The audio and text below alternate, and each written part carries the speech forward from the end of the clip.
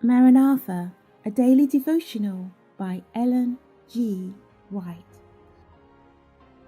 A graphic illustration of the seventh plague.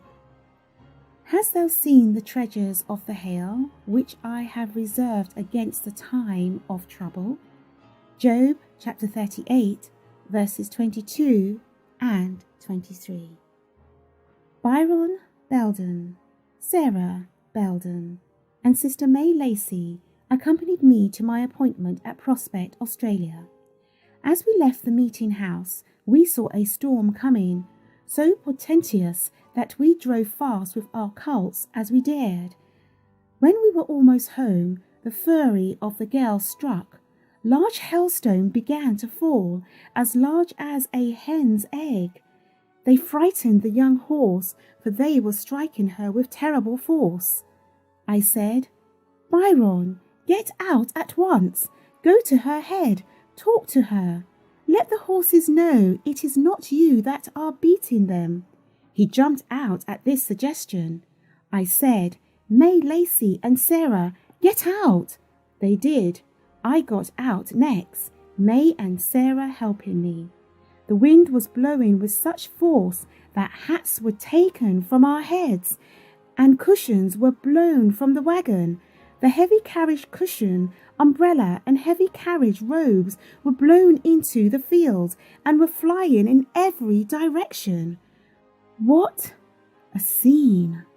Sister Belden, May Lacey, and I reached the house hatless. Byron was with the poor terror-stricken new horse. We could only lift up our hearts to God for his help. This is the sharpest experience I have ever had in a carriage in a storm.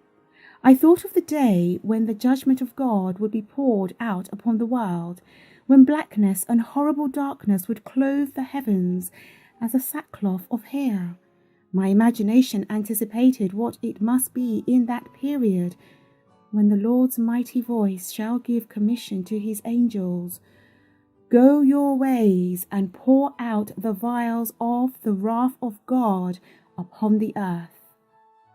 Revelation 6 and 7 are full of meaning. Terrible are the judgments of God revealed.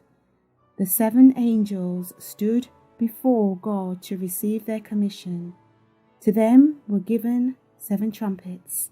The Lord was going forth to punish the inhabitants of the earth. When the plagues of God shall come upon the earth, hail will fall upon the wicked about the weight of a talent.